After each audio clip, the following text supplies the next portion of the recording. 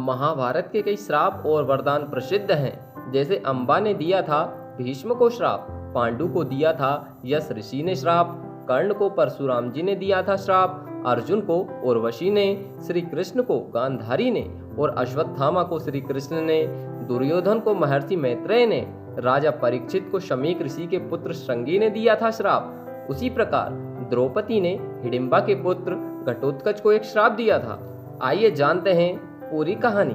भीमपुत्र घटोत्कच की चर्चा उनके विशालकाय शरीर को लेकर और युद्ध में कोहराम मचाने को लेकर होती है। कर्ण ने अपने अमोघ अस्त्र का प्रयोग दुर्योधन के कहने पर भीमपुत्र घटोत्कच पर किया था, जबकि वह इसका प्रयोग अर्जुन पर करना चाहता था। यह ऐसा अस्त्र था जिसका बार कभी खाली नहीं जा सकता था, लेकिन वरदान के अनुसार इसका प्रयोग केवल एक ही बार किया जा सकता था। यदि कर्ण यह कार्य नहीं करता तो युद्ध का परिणाम कुछ और ही होता। मान्यता के अनुसार जब घटोत्कच पहली बार अपने पिता भीम के राज्य में आया तो अपनी मां हिडिंबा की आज्ञा के अनुसार उसने द्रौपदी को कोई सम्मान नहीं दिया। द्रौपदी को अपमान महसूस हुआ और उसे बहुत गुस्सा आया। वह उस पर चिल्लाई कि वह एक विशिष्ट स्त्री है, वह युधिष्ठिर की रानी है, वह ब्राह्मण राजा की पुत्री है तथा उसकी प्रतिष्ठा पांडवों से कहीं और अधिक है।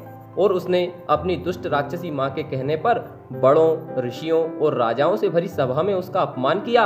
जा दुष्ट, तेरा जीवन बहुत छोटा होगा तथा तू बिना ही युद्ध के मारा जाएगा। इसीलिए घटोत्कच की मृत्यु कर्ण के द्वारा चलाए गए अमोघ अस्त्र के द्वारा हुई। घटोत्कच के एक पुत्र का नाम बर्बरीक और दूसरे पुत्र का नाम अंजन पर्वा था। भीम के पुत्र घटोत्कच का विवाह दैत्यराज मुरा की बेटी कामकंटका से हुआ था। इस कामकंटका को भगवान श्री कृष्ण ने वरदान दिया था कि तेरी कोख से एक महावीर पुत्र जन्म लेगा जिसको युद्ध में कोई परास्त नहीं कर सकेगा, वो सर्वशक्तिमान होगा। भीमपुत्र घटोत्कच का पुत्र बर्बरीक दानवीर था। बर्बरीक दुनिया के सर्वश्रेष्ठ धनुर्धर थे, अर्जुन और कर्ण से भी बड़े धनुर्धर थे। बर्बरीक के लिए 3 बाण ही काफी थे, जिसके बल पर वे कौरवों और पांडवों की पूरी सेना को समाप्त कर सकते थे। यह बात जानकर श्री कृष्ण ने उससे वरदान में उनका शीश मांग लिया। बाद में श्री कृष्ण ने कहा कि कलयुग में तुम मेरे नाम से पूजे जाओगे और वर्तमान में उन्हें खाटू श्याम के नाम से जाना जाता है।